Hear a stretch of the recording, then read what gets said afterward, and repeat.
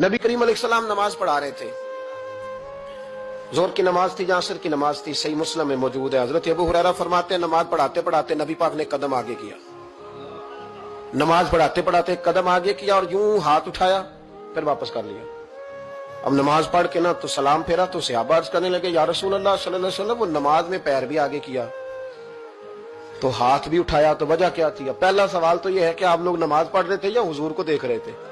तो सहाबा तो पहले ही बताते हैं कि भाई हम तो पहली साफ में नमाज इसलिए पढ़ते थे कि नमाज भी होती रहती थी और चुपके चुपके महबूब की दीद भी होती रहती थी। हुजूर से पूछा या रसूल अल्लाह, वो नमाज पढ़ते पढ़ते कदम आगे बढ़ाया आपने तो फिर पीछे कर लिया, क्या था? और हाथ उठाया तो फिर आपने नीचे कर लिया। तो नबी करीम फरमाने लगे नमाज पढ़ाते पढ़ाते जब मैंने कहा ना समी अल्लाहु लिमन हमीदा, अचानक मेरी नजर उठी तो जन्नत में चली गई। नजर उठी तो जन्नत में, तेरे लिए 2-4 कदम अर्श बरी है।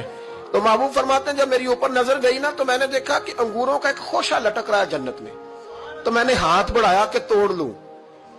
हुजूर खड़े हैं मस्जिद नबवी में और फरमाते हैं कि मैं यहां खड़े होकर हाथ ऊंचा करूं तो मेरा जन्नत तक पहुंच जाता है। फरमाया मेरा इरादा हुआ कि वो खोशा जन्नत का तोड़ लूं और जरा मैंने पैर आगे बढ़ाया ही था तो मेरे दिल में ख्याल आया कि जन्नत राज है तो राज ही रहनी चाहिए, ये राज खोल गया तो मजा नहीं आएगा।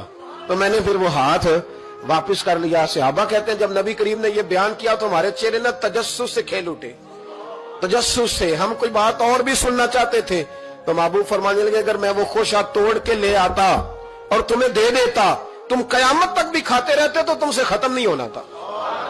ये सही मुस्लिम की हदीस है। ओ भाई, मेरे रसूल करीम के वाक़या में राज पे शिकवा करना, कहना समझ में नहीं आती कैसे गए थे।